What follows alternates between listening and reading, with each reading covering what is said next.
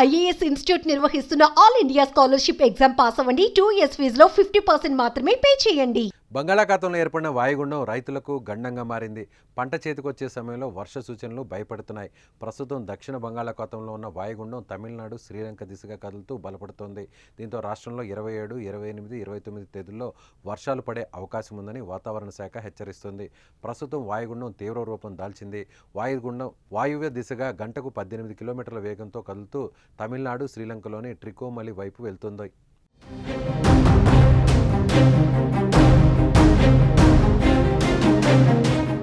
తీవ్ర వాయుగుండం ప్రభావం ఉమ్మడి చిత్తూరు, నెల్లూరు, తిరుపతి, ప్రకాశం జిల్లాలపై అధికంగా ఎఫెక్ట్ పడనుంది. ఈ నెల 28, 29 తేదీల్లో ఏపీలోని నెల్లూరు, తిరుపతి, ప్రకాశం, శ్రీకాకుళం, విశాఖ జిల్లాల్లో వర్షాలు కురుస్తాయని హెచ్చరించింది.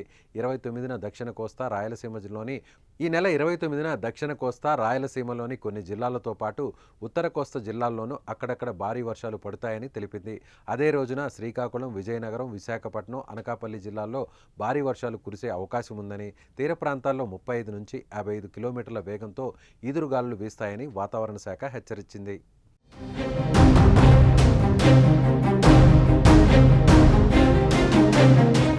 ప్రస్తుతం వరి కోతలు కొనసాగుతున్నాయి. వరి ఎక్కడికక్కడ పొలాల్లో ఉంది. ఈ దశలో భారీ వర్షాలు ఆందోళన కలిగిస్తున్నాయి. భారీ వర్షాలకు తోడు బలమైన గాలులు వీచే అవకాశం ఉండడంతో రైతులు ఆందోళన వ్యక్తం చేస్తున్నారు.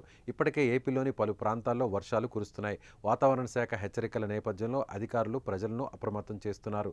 దక్షిణ కోస్తాలో మత్స్యకారులు వేటకు వెళ్లవద్దని హెచ్చరిస్తున్నారు.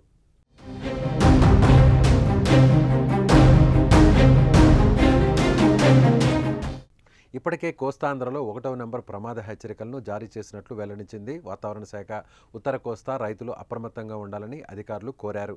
రైతులు పూర్తిగా అప్రమత్తంగా ఉండాలని, యంత్రాంగం తగిన జాగ్రత్తలు చేపట్టడం అవసరమని ఐఎండీ సూచనలు జారీ చేసింది.